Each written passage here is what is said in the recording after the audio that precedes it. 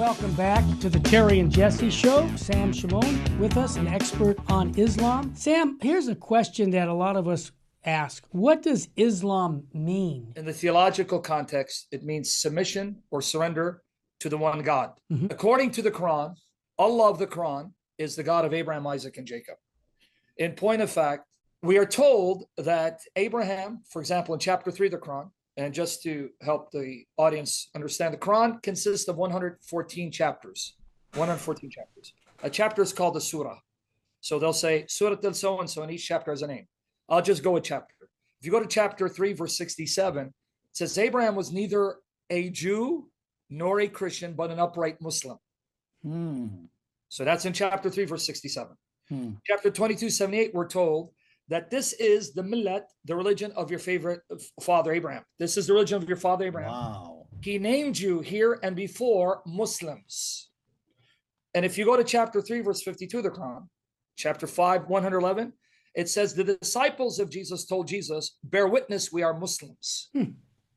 So according to the Quran, all the true prophets, starting with Adam, culminating with Muhammad, were Muslims because they all sought to submit their will to the one true God, Arabic Allah.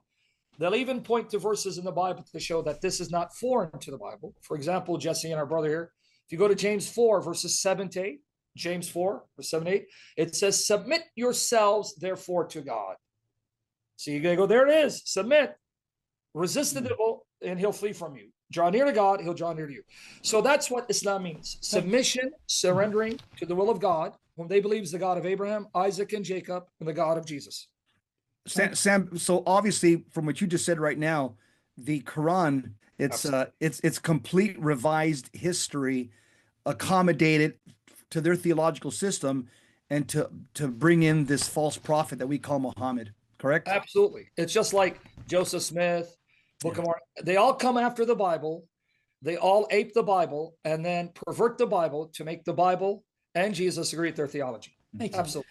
So let me ask you another question, Sam. Was Islam spread by the sword, or was this spread by missionaries knocking on doors, sharing a message of peace that Allah loves you? What's the truth? Give us the straight dope on this.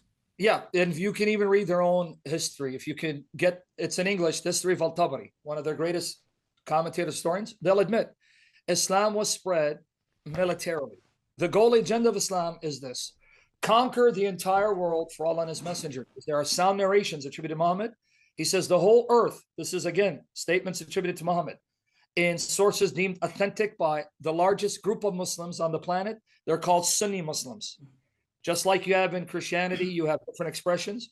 The largest segment of Muslims are Sunni Muslims. They follow the Quran, tradition of Muhammad. Muhammad said the whole earth belongs to Allah and his messenger. It's not just Arabia, the whole earth. And he said that to the Jews who are living in what's now known as Medina. And he goes, and therefore I want to expel you. I want to get you out of it because it's my land. But I'll let you stay here, provided you give me a part of what, your produce, what you cultivate.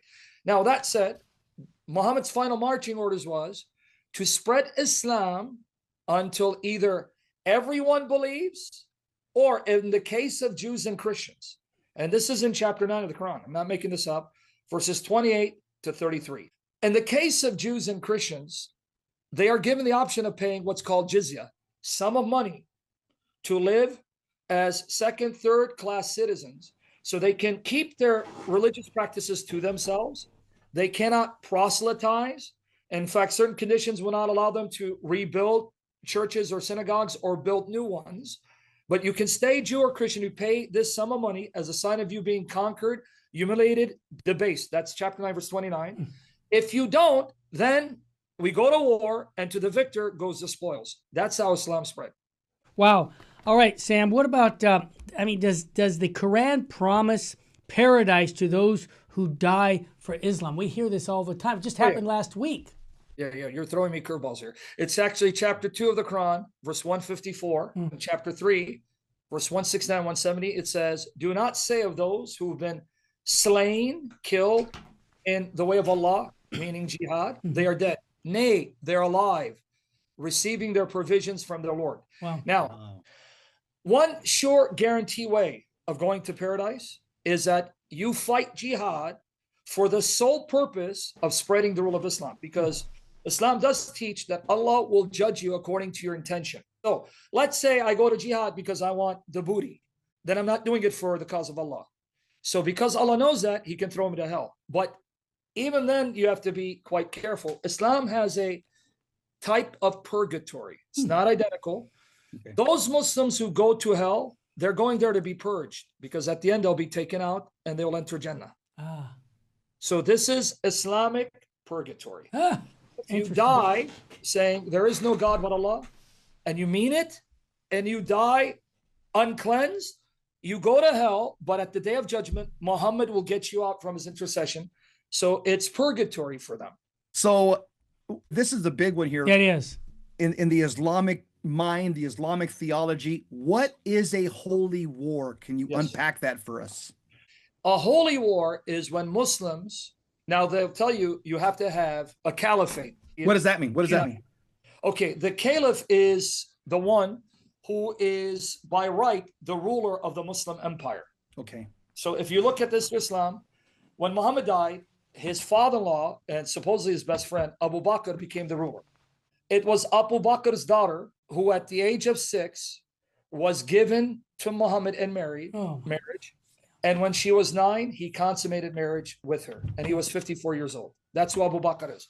Then he died. Umar, who was also Muhammad's best friend, second best friend, and father-in-law, because Muhammad died, and so on and so forth. Now, the Shia, which is what Iran is, they do not accept these as successors. They say that it was Muhammad's cousin, Ali, who should have been the caliph, but he was robbed. And this is why there's a rift between them. I see. Good. They want to keep it in the bloodline. Yeah. Ali is his cousin, married to his daughter.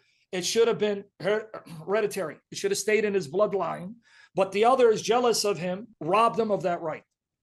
So when you have a caliph, then he can summon the Muslims to now advance towards all these unsuspecting villages, cities, and towns in order to conquer the earth for Allah and his messenger. Remember what I said? Muhammad said the entire earth, not just Arabia, belongs to Allah and his messenger, meaning Muhammad. So Muslims are duty bound to conquer the earth. Now, because they don't have a caliph, they're doing it through another way. And people don't know this. And this isn't the teaching of Muhammad. What I call sexual reproduction jihad. What? Muhammad taught marry fertile women, not barren women. And Muslims can have up to 4 wives and unlimited sex slaves, because he goes, I will outnumber the nations by you. In other words, through reproduction. Of course. And it's working.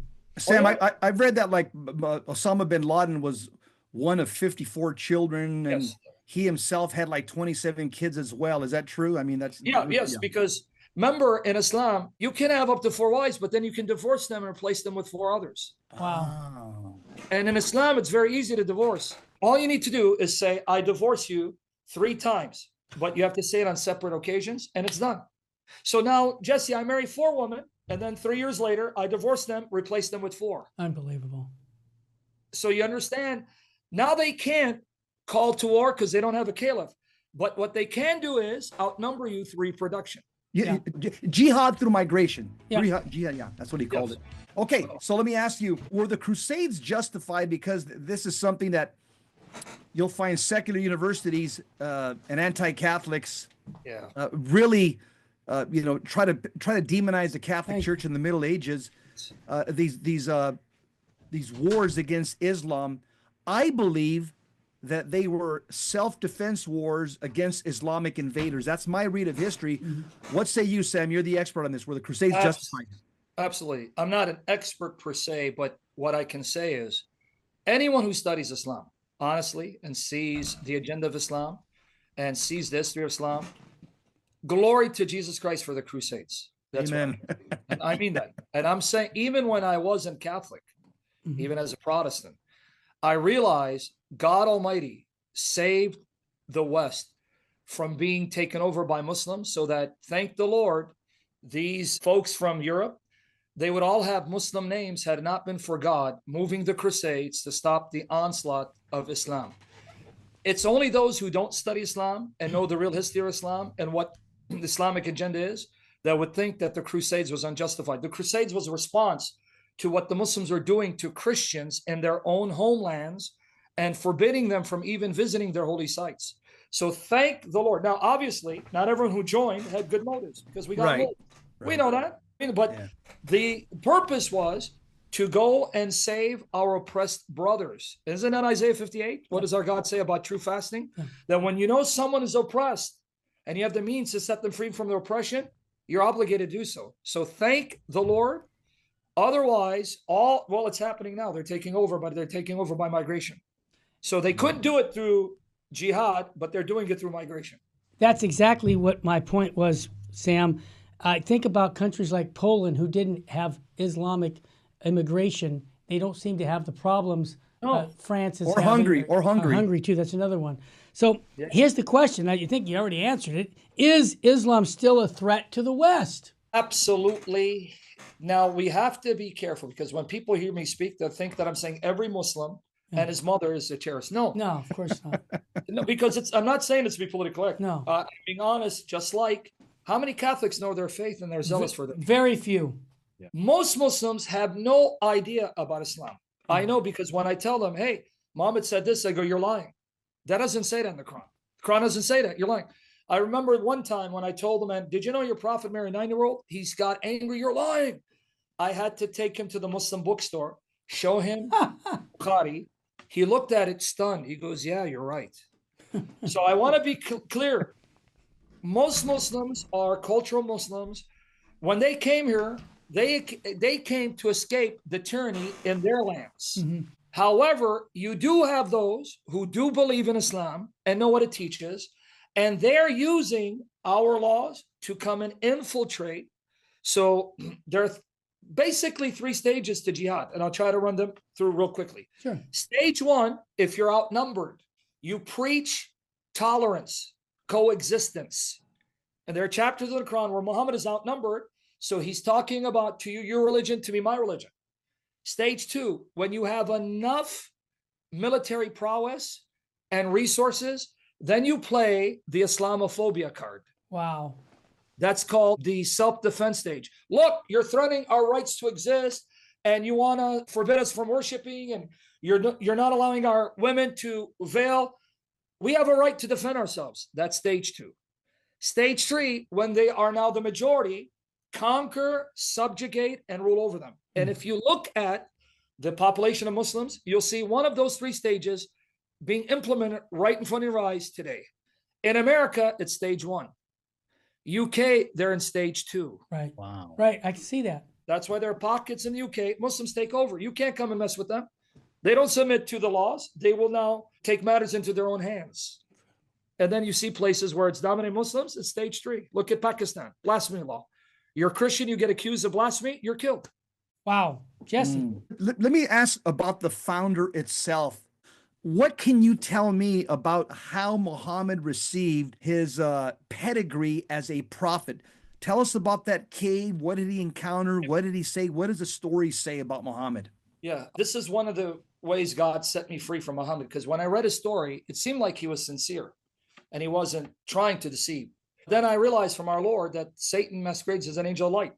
How do we know if someone's being influenced by Satan? He'll preach another Jesus, present a different gospel, different spirit. Yep. That's Muhammad. Sure. According to the Muslim traditions, they're very embarrassing. It says that Muhammad would annually go to the Hira caves. That's in Mecca, Saudi Arabia, if we go with Islamic version of history.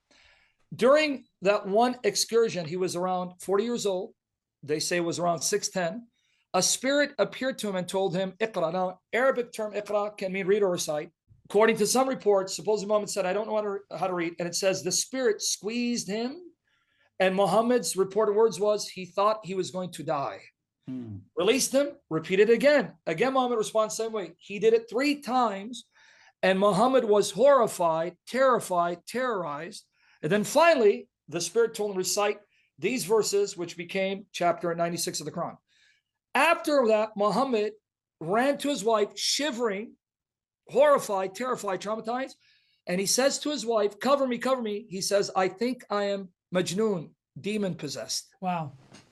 That's according to their authentic sources. Mhm. Now, guess who convinced them that he may not be demon possessed? His wife, the oldest one, what's her name? Khadijah? The first one, because she was a sugar mama, because she was financing him, Khadija. But she was. She was his boss, and then she married him. But she then took him to her first cousin, according to Muslim sources, Waraq bin Nawfal, who was supposedly a Christian monk, who would read the gospel in Hebrew Arabic. When he heard the story, he said, if what you tell me is true, then the same namus that came to Moses has come to you, and you're going to be a prophet. Wow. So a Christian, according to Muslim tradition, Yeah. said, you may be a prophet like Moses. Incredible. Mm. No. Let me ask you, Sam. So who taught Muhammad about Christianity? Yes, that is an excellent question that puzzles us to this day. We know that some of the sources would have been, for example, Waraq bin Nawfal, the man I mentioned, because we are told he was Khadija's cousin. That means he was in Muhammad's life, because according to the Muslim tradition, Muhammad married Khadija when he was 25. She was 40. She was 15 years his senior. And by the way, Muhammad took multiple wives after she died. As long as she was alive, he didn't mess with her. Why? Because I said she financed him. Ah. Makes I wasn't sense. joking. Yeah. She Wow. she was a wealthy merchant woman who hired him to sell and buy for her. She fell in love with him. According to Muslim tradition, she was 15 years his senior. She was 40, he was 25. So that means all the way up until he was 40 years old, Waraqah was in his life. That means he had a Christian influence in his life. Some will also mention a monk named Bahira. So there were various sources, but the Christology of the Quran is very convoluted. If you go to the earliest apologetic against Muhammad, John of Damascus, John the Damascene, saint of the church, the 700s, writing in Syria, the caliph of the Muslim, he said that Muhammad was taught by a monk who followed Arius. Yeah, that makes sense.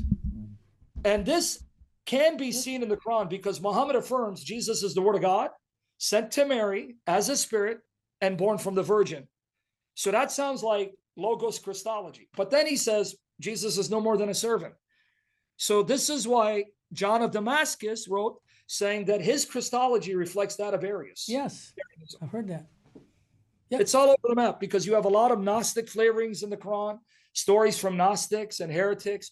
So when you read the Quran, you get a hodgepodge of convoluted versions of the Bible, a lot of Talmudic fables, Gnostic heretical sources, paganism.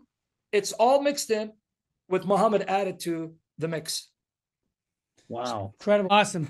Sam, I got to say thank you so much for coming on, and we can't wait for the next time we have you on to We gotta to do have this. we gotta have him on next week, Terry. part Stay 2. with us, Sam. This is how we end our show. Jess Romero, what state should we be living in, brother? We gotta live in a state of sanctifying grace. Don't live in a state of mortal sin. Become holy or die trying. Thanks again. May God richly bless you and your family.